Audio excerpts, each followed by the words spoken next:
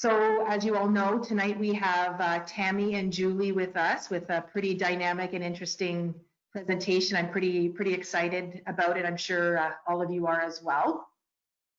And this is our season at a glance. As you remember, we had in October Francine Hansen. And looking forward into the new year, into January, we're looking at a panel discussion on the development of low-grade nickel deposits in the battery electric age. So we're lining up a great panel group of panelists, and so we hope to put that in your calendar and you join us in January. This is a list of all of our CIM directors and volunteers with the Sudbury branch, and you know, evenings like tonight, and the memberships and all of our different social events, and you know, wouldn't happen without you know, amazing volunteers. So thank you to all of our great volunteers. And tonight we have Stantec, who is sponsoring the evening. So I'm actually going to, instead of doing this afterwards, we're going to invite Katie to unmute, and she's going to say a few words on behalf of Stantec. And the mic is yours, Katie. Excellent. Thank you, Christine. I appreciate that. We at Stantec are excited to sponsor today's meeting, particularly given the topic. For those that may not have heard of us, Stantec is a global consulting firm with mining offices across Canada, the US, Chile, Peru, and Australia. We deliver projects in just about every phase of the mining life cycle, but our local team here in Sudbury focuses primarily on underground mining and mine infrastructure projects. But we also have teams that work on open pit projects, environmental studies, tailings, and even mineral processing. I think we can all agree that with current events around the globe, we're in the middle of major shifts in the world. It's safe to say that it's a time of significant change, but more specifically in the mining industry, it's a time of change. In the last few years at Stantec, there's been increased awareness of our business demographics, and our demographics have significantly changed, and we've had to adapt and develop quickly to keep our people engaged. In fact, achieving a culture of inclusion is one of our business line's top initiatives for 2021. And this year, in response to the systemic racism that has come to the surface, specifically in the US and Canada, our CEO formed an Inclusion and Diversity Council, and we've seen great progress made in the last 6 months. Despite and maybe because of the challenges 2020 holds, we've seen participation increase in employee resource groups, including our Developing Professionals group, our Pride at Stantec group, Latinos at Stantec, and Women at Stantec, just to name a few. We've rolled out formal mentorship programs, teaming developing professionals up with more seasoned professionals to bridge the skills gap. We've got an innovation program that includes innovation coaches who seek to help our people see their ideas through to execution and keep the entrepreneurial spirit alive. And there's various other I&D initiatives as well, such as unconscious bias training. I think that you know, with all of this is in the spirit of continuous improvement and makes us better, both technically and as better leaders. So with all that being said, I'm thrilled to introduce and grateful to Julie and Tammy. Julie is the science director at Science North, and Dr. Tammy Eager is vice president of research at Laurentian for their keynote today. We're really excited to hear more about what you guys have learned from 100 women leaders. So thank you very much, and we appreciate your involvement in CIM. Thank you very much, Katie, and thank you for Stantec for sponsoring our evening. Yes, so I'm going to give you a bit of an abstract on our wonderful speakers tonight. There we go. Okay, so as Katie mentioned, we have Julie and Tammy here, and Julie was part of Homeward Bound Team 5. And or currently is part of Homeward Bound Team 5, and Tammy was part of Homeward Bound Team 4. And, tonight, can you imagine the impact of 1,000 women from around the world engaged in STEM, the science, technology, engineering, mathematics, and medicine, all embracing a leadership model focused on integrity, collaboration, inclusion, trustworthiness, and a mindset to care for one another. The Homeward Bound projects had this vision, and they're halfway through a 10-year program that provides leadership strategy, science communication, and well-being training over a 12-month period that culminates in an intensive 3-week expedition to Antarctica. So during tonight's presentation, Julie and Tammy, alumni of the Homeward Bound Leadership Program, will reflect on lessons they've learned about leadership, collaboration, and communication. They'll discuss the importance of equity, diversity, and inclusion in leadership, and urgent need for clarity in communication during the infodemic created by COVID-19. And yes, there will be images of icebergs and penguins. So without further ado, I will hand everything over to Julie and Tammy. Thank you so much for the fantastic introduction, and thank you to Stantec for sponsoring tonight's session as well. I know Julie and I are really excited. This is our first combined presentation, and perhaps we'll have an opportunity to do a few more together, Julie. So I certainly look forward to it. So if we go to the next slide, why are we here? What's the importance of talking about women in STEM and women in leadership? And I think this image helps to show a current picture of the challenges still. So the gray represent men and the orange represent women. And what we can see still overall is that as we move from entry-level leadership positions through up to the C-suite, the percentage of women continues to decrease, and you often see this called the leaky pipeline. In this case, it's referred to the fact that if we think about a ladder, the first step, the entry point, there's that broken rung of the ladder. So we need to get more women into the entry-level leadership positions. And then if you look at the hashed areas, those are women of color and also for men of color. So we need to do a better job of creating entry-level opportunities and starting then so there's a larger cohort that could be promoted further down the line. So Julie, the next one. This is an old data from 2012, but the picture really hasn't changed much. And this is looking at within the Ontario education system for women in engineering. And you see men in the green and women are in the yellow. And again, this concept of the leaky pipeline. So you have, fairly equal numbers when we think about taking the academic sciences. And as we get down to the PhD level at the graduate, you've got an 80 to 20 ratio, and it's not much better, I can tell you that based on my current position. Let's go to the next slide. So why does this still exist? There's been a number of different strategies, and one of the strategies is to say, well, we just need to get more women in, and that is a starting point.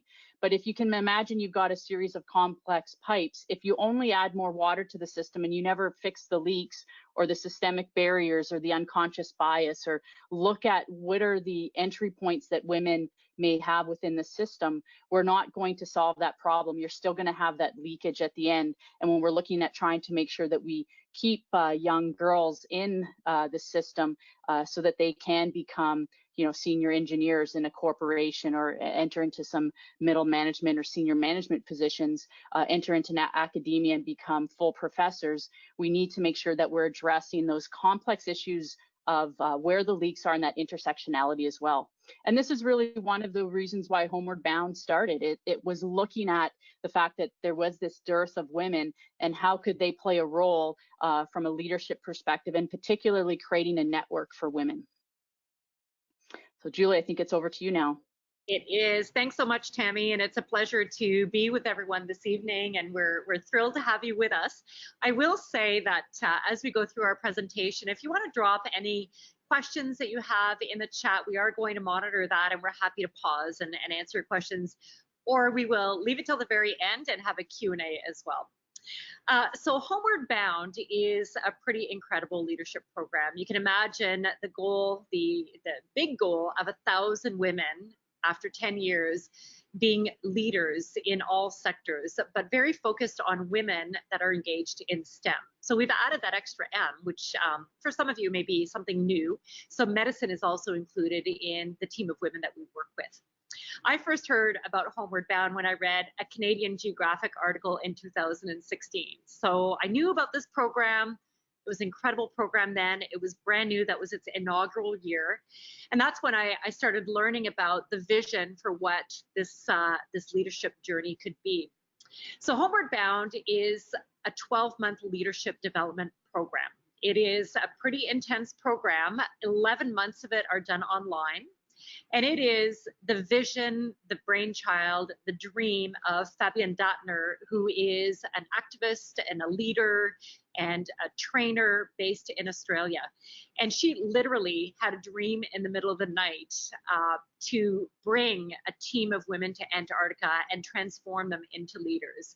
And that's what she and her entire team are in the process of doing. So we're halfway through the program. And as I mentioned, it's a 12-month program. So the first 11 months are great curriculum focused on leadership development, really intense, some of it's uncomfortable. And then the culmination of it is a 3-week expedition to Antarctica. And Antarctica is the destination because it is one of the most fragile places on our planet. It really is the place where the effects of climate change, of sustainability are felt. And it really is a destination that is global in nature.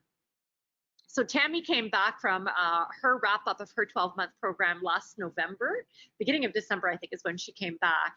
So Tammy was part of Team Homeward Bound 4. And you can see the variety of women that is represented in this program. And these are the leaders in STEM fields. So almost 100 women, 29 nationalities, and to this day, they remain deeply connected. So on my team, as part of Team Homeward Bound 5, we have a bit of an unusual year going on. So we are 79 women. Again, you can see a vast nationality. We have 3 Canadians on our team, and we are excited to wrap up our program. We've completed the 11-month curriculum, but what's been postponed is our expedition to Antarctica. You can see that the training has taken place with an expedition in a variety of different months. Our expedition has been postponed to 2021. We're thinking it'll either be November of 21, possibly March of 22. We're open for whatever's going to come, because I'll tell you that this program, if nothing else, builds resilience. And I think that it was the perfect year for me to have gone through this program, because I'm, I think, more resilient than ever before. We are celebrating our virtual voyage, though, because I'm supposed to be in Antarctica right now. It was in my calendar, and I legit didn't take it out of my calendar until about 2 weeks ago. But we are hosting on our social platforms a virtual voyage. So if you'd like to follow us, look for that hashtag, and you can see the stories of the women that are planning to come together. So the heart and soul of this program is it's a leadership program.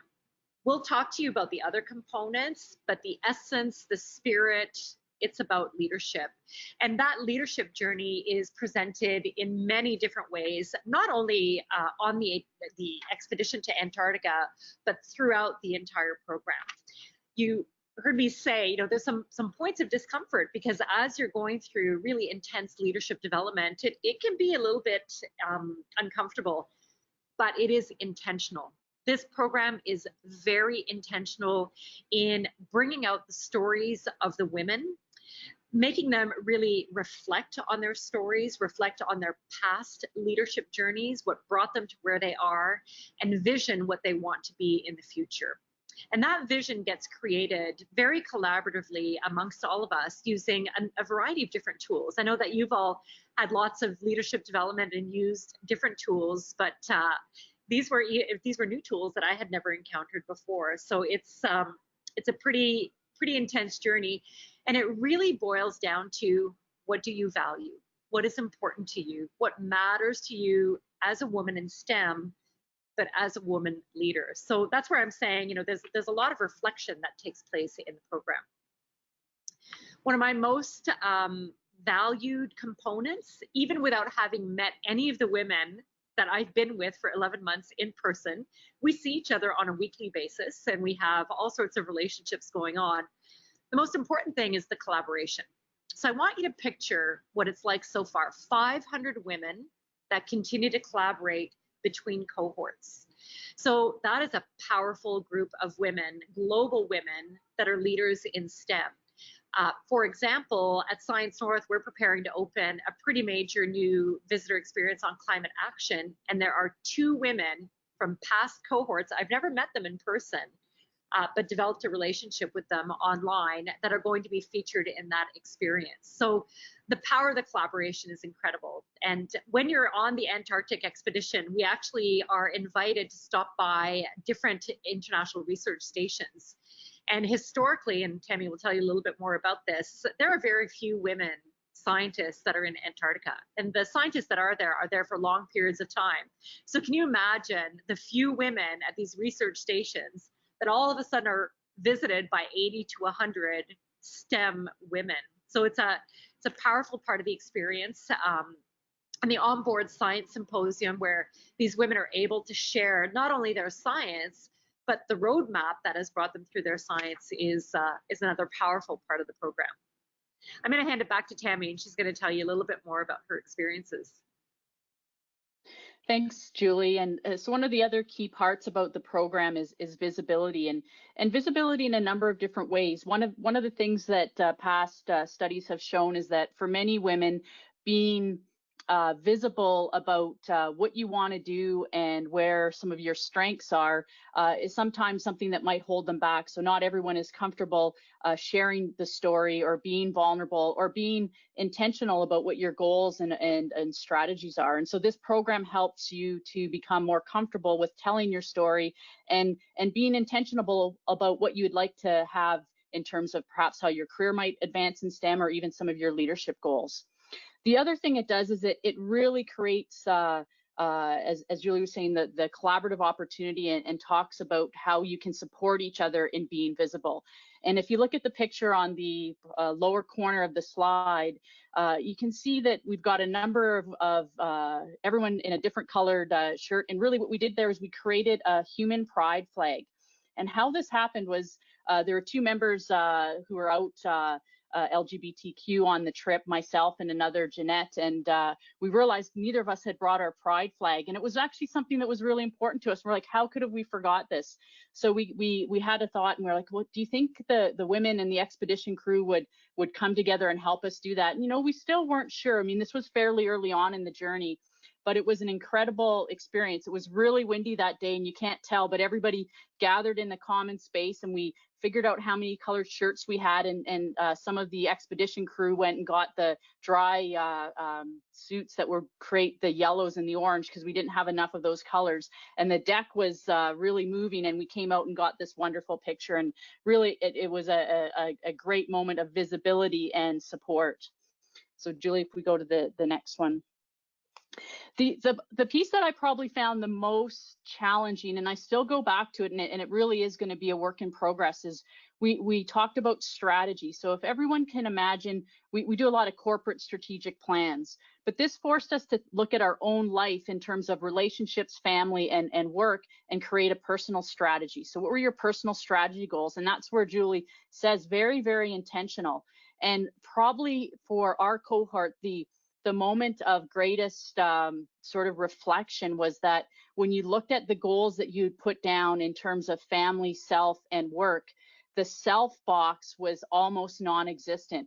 And for many women, they had given so much to their family and so much to their work goals, realizing that they were just burning out because they didn't carve out that time for self. And in COVID, I think that's even more critical. And I often find myself going back to my strategy map, and I'm definitely not doing it as the way I envisioned it on the trip, but it's a good reminder that we need to make time for self, because if we don't take care of ourselves, we're not going to be able to, again, have healthy relationships with family and or then take care of some of your intentional goals within the workplace as well. So the next one, Julie.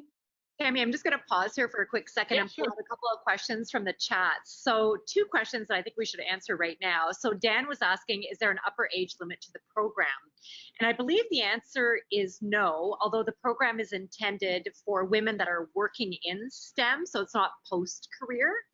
I'll tell you that in my cohort, there's a young woman that is 19, and one of my, most favorite people is 69.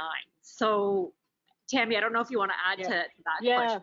Exactly. We were 28, I think, to 72, and as Julie said, for the most part, individuals who are working, but they were also, I think, starting in my cohort, Fabian was intentional in bringing a few women who had retired, but were still active within the STEM field through volunteerism or other means, because it felt it was very important to have that age span and to be able to have that additional mentorship. And again, a really powerful moment is we had our youngest member interview the oldest member of our cohort, and it was recorded, and it was just really so, and they've made like a lifelong connection in terms of that mentorship. But where you've got someone early out with dreams, and the other woman reflecting on some of the many challenges, being a pediatric surgeon, the first, extremely but that resilience you said, and that grit and perseverance really came through. So yeah, some great moments there between our oldest and youngest participant.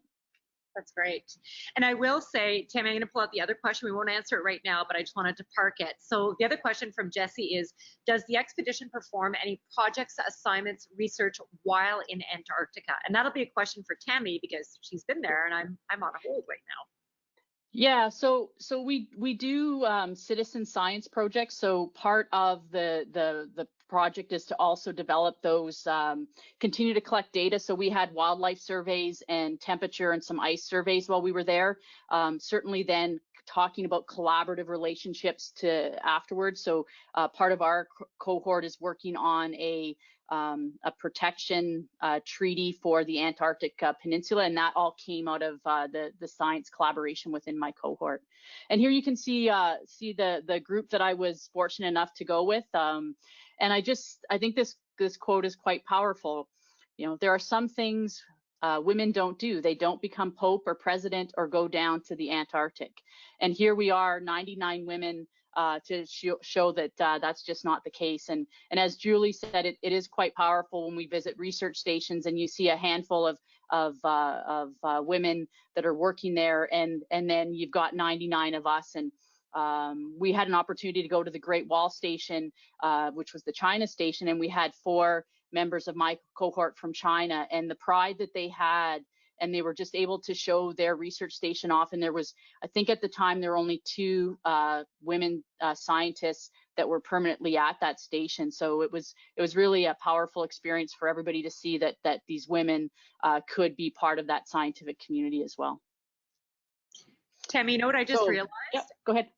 In cohort 1, that was the largest female expedition to ever go to Antarctica. And you know what? Your cohort is now the largest because you were the largest group to date. Yeah, that's correct. Yeah, so we've been with 99, and I'm sure perhaps before the 10 years are over, there may be another that's a little bit bigger. But so what are some of the things that we learned from, at least I'll reflect some of the things that I learned from my cohort. And we talked a lot about core values, and that was so critical as you were thinking about your personal strategy, is what was really important to you.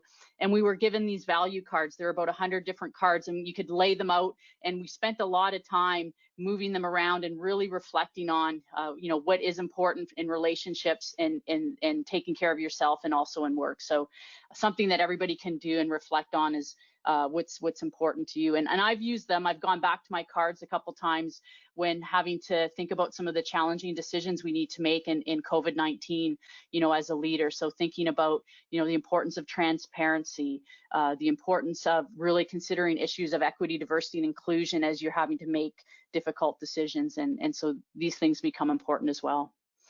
Next, we also talked a lot about personal reflection, and this is still one that I don't do as well. So some people talked about using journaling, using forms of art or creativity. And so I'm one of the ones that I'm still working on is trying to take time to reflect on when you've had some particularly challenging situations, just how did that make you feel? How were others feeling within that situation? And reflect on how you might learn and evolve as a leader. And then when things go really well, reflect again on that situation, maybe what was different.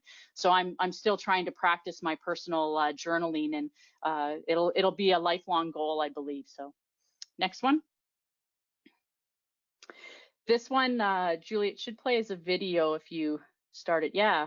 So taking a leap of faith with friends. We talk so much about the importance of collaboration and just the fact that if you can do things with others, you know, you've got your support system, and this network has really created that opportunity. I've already, as Julie said, she's had the opportunity to go several times, and I've reached out to members of the alumni group several times to talk about building collaborations, and not just for myself, but sometimes for colleagues to try to connect them up with an individual. And next one, diversity and inclusion, so important. Miss Simbi here on the far, my left, maybe your right, was our elder on the trip, and she was the leader of the Global Fund for Women, and just such an incredible woman. Her wisdom was just incredible, and she really challenged us and challenged the program. The diversity is getting a little bit better, but we still have a long ways to go there. To look at making sure that we have more scholarship funds to be able to attract women from countries that maybe are more economically disadvantaged, and also to really look at making sure that BIPOC women make up a larger percentage of future cohorts. So I know that's something that's going on, and I'm part of a scholarship committee, and we're working on putting scholarship funds together for Indigenous women in particular, so we can increase the cohorts. And then the next one, this was also a little video. We talked a lot about the fact that sometimes as women, if we have an idea, you see the penguins just falling there on the little chunk of ice that fails, we take that on personally. And it's so important to remember that if we fail, that it's a failure of an idea or a strategy that you might have had, but it's not a failure of yourself. So get back up, you know, talk to your cohort, reach out to your network perhaps, and then try again. But to not take that on then as an imposter syndrome, like you don't belong, that you can't do that job. We all have times of failures. So it's just so important to reflect on that, but not let it hold you back for future opportunity.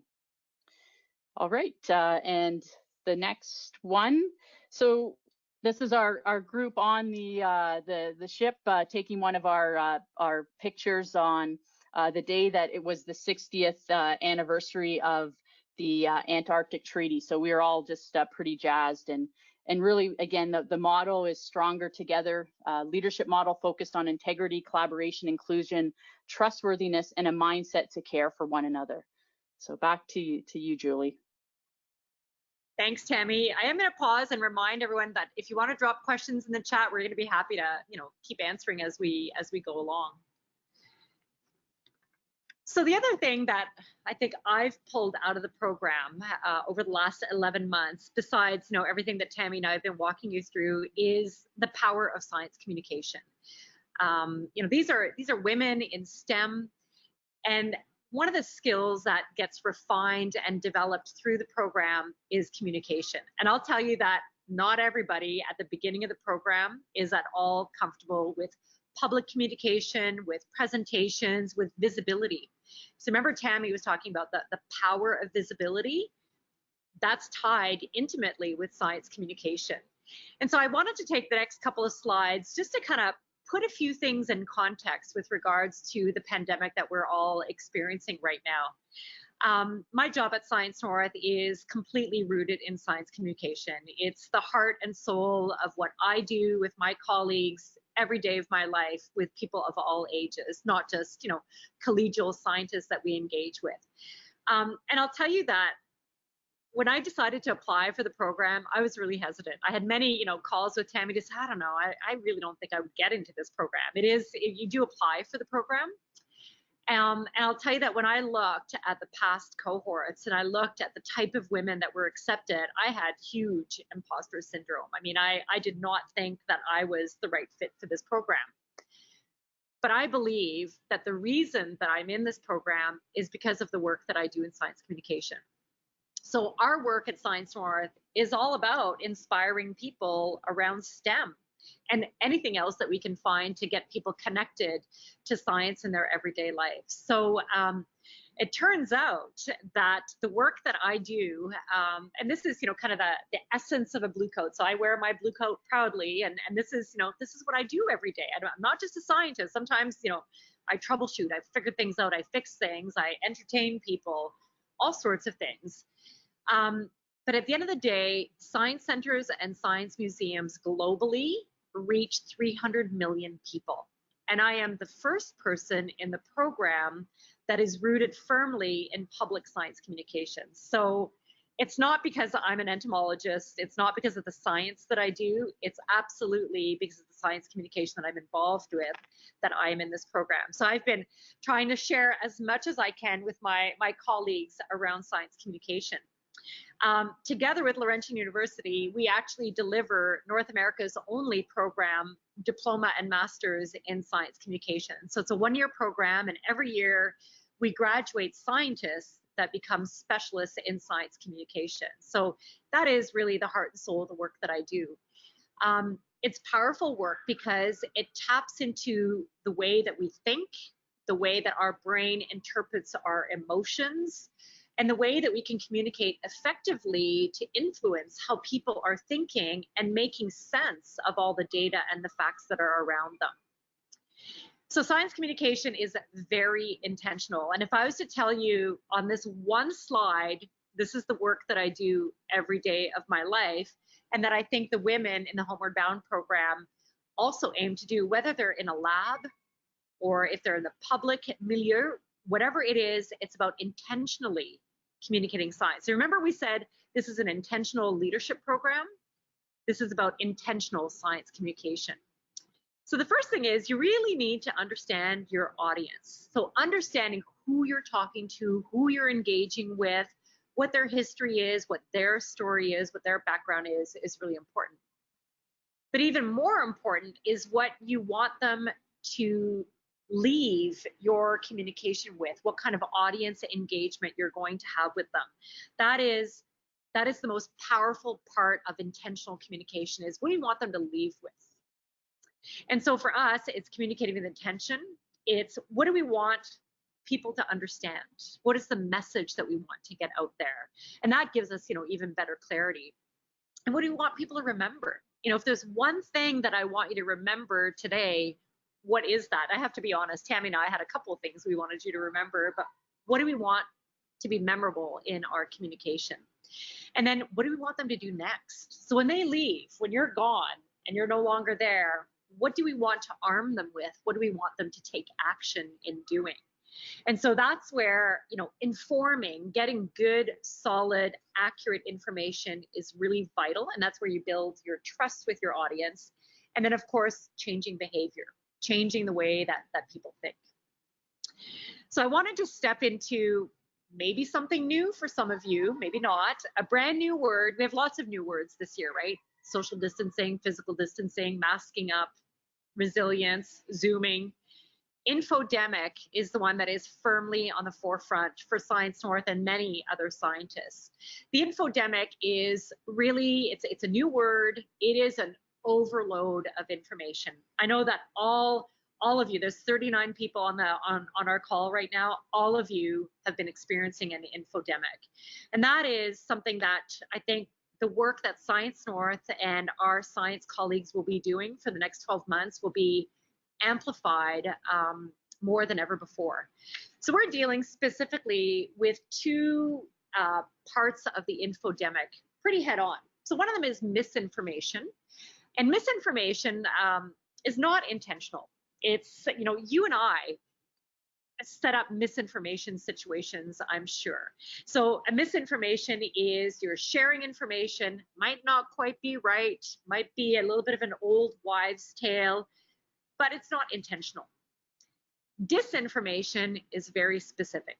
It's wrong information, it's bad information, but it's with the intent to not share the right information. And this is some of what Science North is dealing with in a variety of different ways. So MDI, new language, is, something that is new for our forefront. It's been out there for a long time, but is really now more than ever something that we deal with. So I wanted to, give you a little bit of a parting message around the power of science communication and the different aspects of disinformation that you and I and many of us are dealing with as we communicate with each other, with our kids, with our parents, and try to communicate effectively. So leadership in science communication is one of the big messages that comes out of Homeward Bound. These folks are not part of Homeward Bound, although there are some connections from the research institutes. But I'll tell you that the Debunking Handbook of 2020, new publication, is kind of a Bible that we're relying on more now than ever in the strategies and the tools that we can use to really effectively deal with MDI. So one of my messages for you in science communication is what we can do to inoculate ourselves and each other against the infodemic. So as leaders, Tammy and I and the teams that we work with are constantly activating all sorts of different things to combat MDI. And it's not just in our immediate fields, it's in yours as well. So we hope that you'll join us and start to fill your inoculation kit to get rid of, misinformation, but especially disinformation. So wrapping it all up, back to the Homeward Bound program. Being a strong leader and being an effective leader takes work, and it takes bravery to be able to really deeply know yourself, to really understand what are your strengths, what are your weaknesses. You may have a perception of how you lead that is completely different than that of the people that you work with. And so really, embracing that and harnessing that. So the power of knowledge in yourself and being authentic, just putting it out there and being vulnerable and dropping any facade and just putting it out on the table, being authentic is a really powerful part. And then the visibility part, of course, which Tammy and I have both touched on, is the visibility to yourself, to each other, and to the teams that you will lead now and in the future. Those are some of the big takeaway messages. And my last slide before I hand it back to Tammy is when you think about a wrap up of the importance of Homeward Bound. Yes, this is a women's program. It is about empowering women in STEM to be great leaders. But these are our goals. This is why we're doing it. We want to see more women that have fixed that leaky pipeline, that are pursuing powerful and rewarding careers in STEM. We want to be role models for young girls, especially teenage girls. That often there's a big drop off that happens at that point. They think that they don't see themselves in these STEM careers, and then choosing to influence their decisions in post-secondary. I mean, we know about the mining labor shortfalls that we're experiencing. Imagine if we can have a pipeline of women that are going direct into that opportunity. And it's all about diversity. Tammy talked about the importance of an EDII strategy. Now more than ever, we've learned a lot this year and continue to be open to what that's going to look like for your teams and your organizations. And at the end of the day, we are better together, all of us, globally. And we have the tools and abilities to do that now. I mean, how good are we online now than we were, 8-9 months ago? So a global strategy that is diverse and that is a little bit balanced differently is the outcome of the work that we're doing. I'm going to hand it back to Tammy. Tammy, I'm just scanning the chat right now. Yeah, looks like we're good for now. I'll wrap up and we'll take the last few questions. But so the other thing that our program does is it has produced a gender fact sheet, and this is one of the facts from that. And I thought it was really powerful for us to all reflect on. It's just a reminder that having one or two diverse voices, whether that be women or BIPOC or a person with disability, we need to look at having change of at least the literature is telling us 15 to 30% within a department or an organization or an industry board to really start to see some of that change occur. So I encourage everyone to think about their diversity within their leadership teams and be mindful about how you might create opportunities for voices that aren't there, because I do think we can all continue to do better. And then just to wrap it up, some of the final reflections. We can go to the next slide, Julie. So some of the incredible sunsets that I was able to witness, and really it gave us an opportunity to go out on deck and have quiet conversations with each other, talk about leadership, and just really reflect on our values and where we wanted to be when we returned from Antarctica. And it was just incredible moments of joy and peace. So I really was fortunate. And Julie, I know you will be there. Your cohort's going to get a chance as soon as we're through COVID. Next slide. The other thing we talked about is, again, just be really clear on your purpose and your values.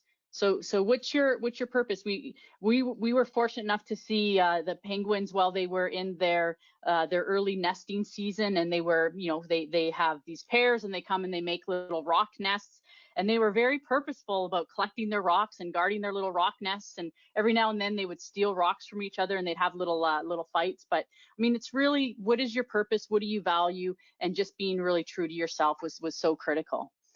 Next slide. And sometimes to do that, you just have to be vulnerable. You have to just look straight in the camera and just be yourself, milky nose and all. This was a young Wendell seal pup that had just finished nursing. And other times you may have to just scream it out and be courageous. So be vulnerable, be courageous. Next slide.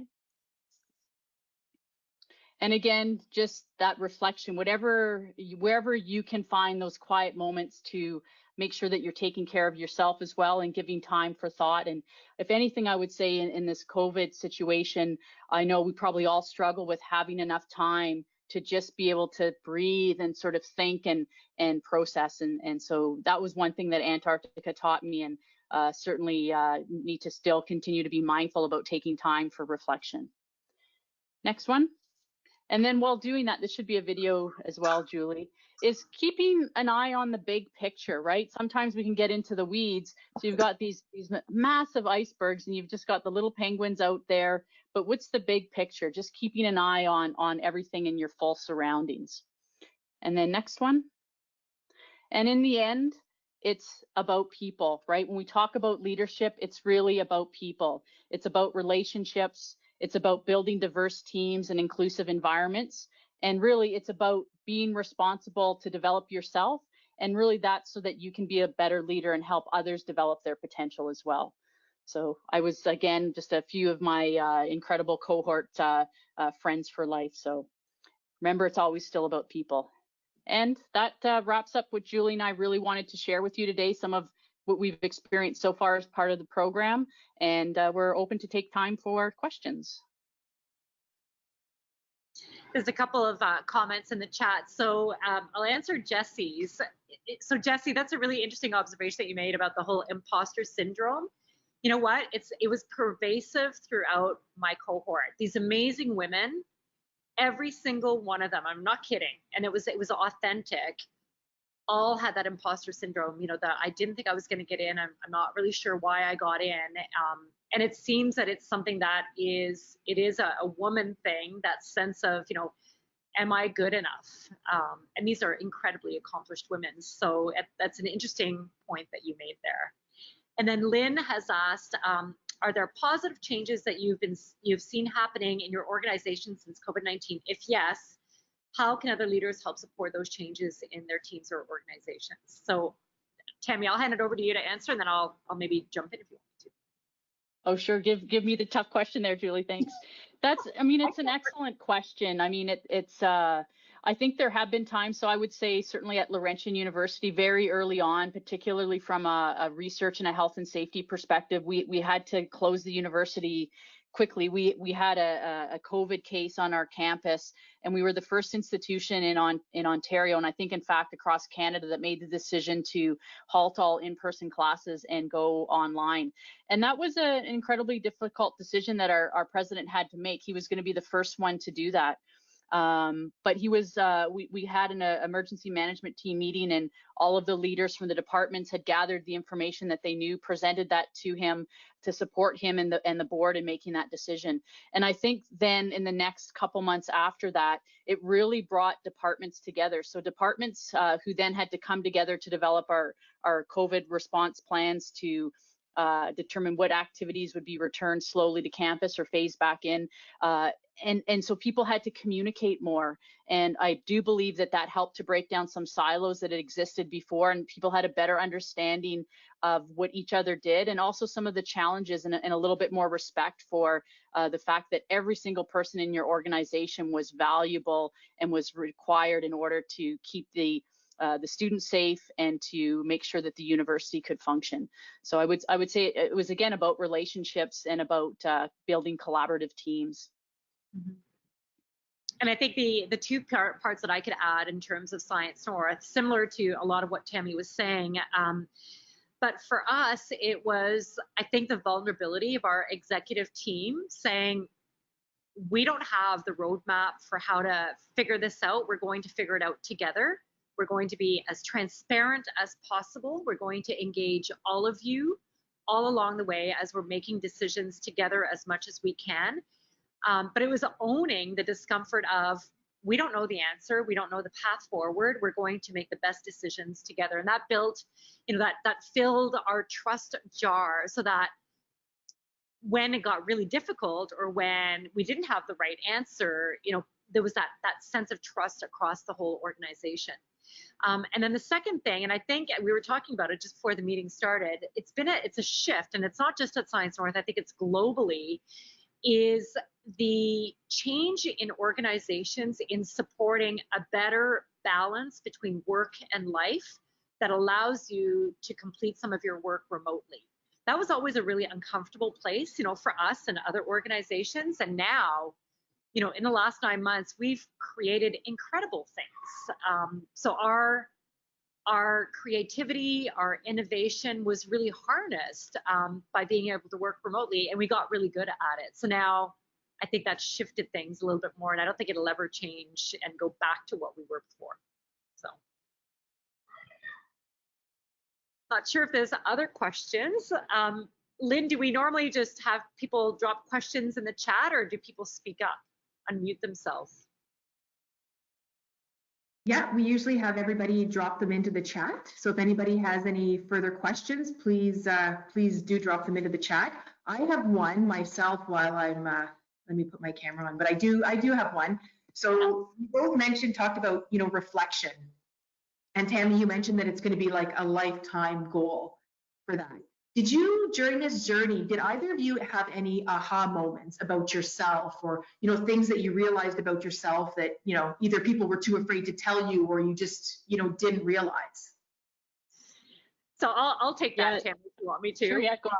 So Tammy actually prepared me for this, and I'm sure other people around the table have had experiences with 360-degree feedback, and how challenging that can be. So part of the program early on, it's earlier on now than the previous cohorts, because it's such a weighty thing to deal with, is a report where you solicit from a group of people, could be colleagues, could be direct reports, could be your immediate manager. It's a full spectrum feedback forum, and you've got to be pretty brave to be doing that, and it's very candid and very upfront feedback. So you do that, then you also do one on yourself. So it's a profile of what you think your characteristics are, and how you present and how you interact with people and teams.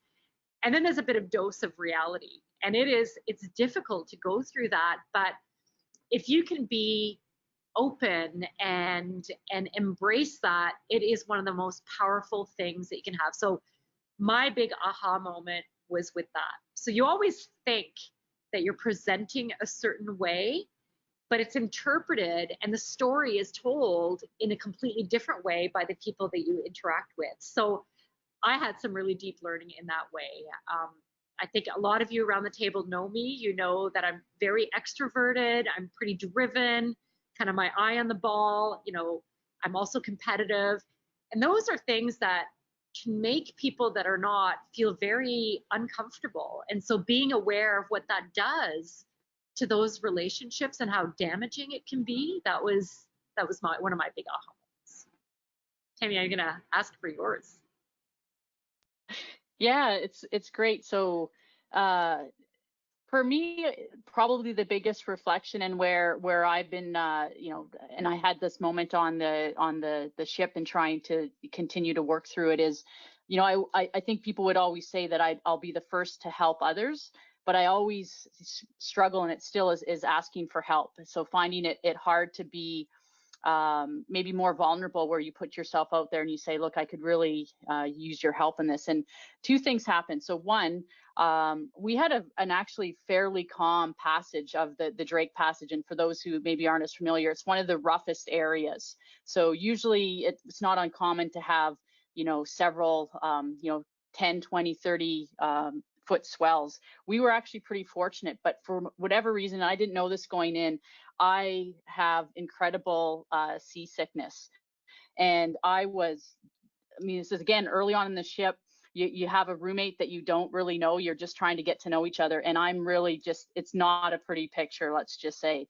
And I had to ask for help. I mean, I really, at this point, I'm down on my knees on the floor. You know, someone did need to help me, but that, the caring of my cohort, and the fact that they were all very caring even after on the way back. So I ended up having to get, the medical doctor had to give me a shot and put me out. So then I slept the rest of the way through the Drake Passage. So I don't know really what happened, but on the way back, I was basically medicated to be in a functional but basically intoxicated state. But my cohort took care of me, so I could be vulnerable, but they were there. And so I've been trying to work on realizing that, particularly as you move up through leadership, you've got to be vulnerable. You've got to know when you need to know what your limits are, and when you need to ask for help, and something that I'm still working on. So that was sort of an aha moment for me within the trip as well. Yeah, I'm a little afraid of the Drake Passage now, by the way, Tammy. There's a question from Jesse. In the recent climate of the return of the command and control leadership style, US is a good example, how do you think collaboration, which is a common leadership quality for women, can be recognized and valued again? Or will it hurt women leaders in the short term until the leadership pendulum swings back to the other way? That's a great question. You know, it's interesting because you look at some of the strongest and most successful women leaders through the current pandemic, and the characteristics that come out, that percolate to the top, especially, you know, for example, the Prime Minister of New Zealand, Jacinda, is very collaborative. She collaborates at all levels. And so we see kind of gold star examples of the success with that kind of leadership being contrasted to the opposite. So I think the pendulum's going to swing back pretty quickly. And I was just looking at some of the appointments that Joe Biden is looking at doing, and he has some pretty amazing women that he's already looking to bring that kind of balance, that are known for great communication, great collaboration, and being very transparent in their past leadership. So I think we're going to get some rebalancing that'll happen. You know, it's always tricky to be able to counter that style of leadership, but I think what we've experienced with Homeward Bound projects is that collaboration and all the things that we've talked about are where you get the greatest success as leaders. So, Tammy, do you want to add anything to that question? No, I think you hit it really well, and I see there's another one in the chat that maybe has some similar elements. It says, you know, after going through the transformational Homeward Bound program, what, if anything, still requires a lot of courage on your part to do as a leader in STEM? And I think related to that is again, within collaboration, you do have to make space for the voices and opinions and thoughts of others. And for collaboration to really work well, it can't just be people that are going to look like you and act like you and perhaps say the same things as you, because now you just created a group of more of you, right? And you miss the value of having those diverse voices. And so I would say for all of us on here, there's a lot of conversations in the world and right now around equity, diversity, inclusion, Black Lives Matter, within Canada, the Truth and Reconciliation Commission. And we all need to be a little bit more challenged and maybe more intentional about looking at our boards, looking at our leadership teams, and thinking about how we can really reflect on our own privilege and biases and get uncomfortable a little bit, right? We've got to get a little bit more uncomfortable, and then thinking about how we really can be purposeful in making change. And so again, that's another area. I'm here as a white woman, but I am a gay woman, and I certainly know from a young child what it's like to be in Northern Ontario and have slurs thrown at you, and that did affect me. It's probably only about the last 10 years that I've really been comfortable in the last 3 and actually saying this to a group of 38 people that I don't know. And the Homeward Bound program did help me to get more comfortable with being visible, because it might make a difference for somebody else that's hearing this at some point in time. So I would just say for all of us, we all have different voices and different opinions, and we want to get comfortable with being able to say them, sometimes maybe in a crowd where your voice might be different than somebody else's. But it's really important for that collaborative conversation that will likely then lead to a more powerful outcome. That's great. And to answer, with the answer in the post about the session is being recorded and will be posted on a number of channels. That's great. We wanted to flag for you in case you wanted to hear from other voices from Homeward Bound. There was a recently released film. It has only been released in Australia, but it will have global release soon, called Leadership. And it's a film that was created with the first cohort. So the very first time that Fabian and her team of marine biologists brought the first cohort to Antarctica. And it's a pretty intense film. The program has evolved a little bit more since then, so I was happy to hear that from Tammy, but this is the story of the program and the leadership journey that these women are on, so keep an eye out for this film. Remember, Tammy was talking about this, the gender fact sheet that accompanied the film. So there's a great kind of educational piece that goes along with the film that has some really interesting data and just reminders of what it is that we are dealing with and moving towards. Tammy, I'll let you talk about this one. Yeah, this is one shout out to my friends at the Center for Research in Occupational Safety and Health. And what they did is they pivoted during COVID, and they created more opportunities for student internships to help companies with their COVID response from a health and safety perspective. And so this free virtual conference, January 22nd, the students will be talking about their experiences in some of those internships and also some of the health and safety research. So thought it was potentially this audience may have a number of individuals that would like to come and hear that. And you may even find there's some new young graduates that would make excellent employees for yourself in the future. And then Julie, the last one's our collaboration. So yeah, building on the infodemic that we're dealing with and getting great science communication, Laurentian and Science North together are doing a series that kicked off this week called Let's Talk About COVID-19. It's actually the second part of the series. We did one through the summer. And so here are some upcoming dates. If you want to know, the real facts, not any disinformation or misinformation, mark these times. These are live talks, but they are recorded and then posted on all of our platforms. So we'd love to have that continued conversation with you about inoculating you against misinformation. I think we have one last question, Tammy, from Kate.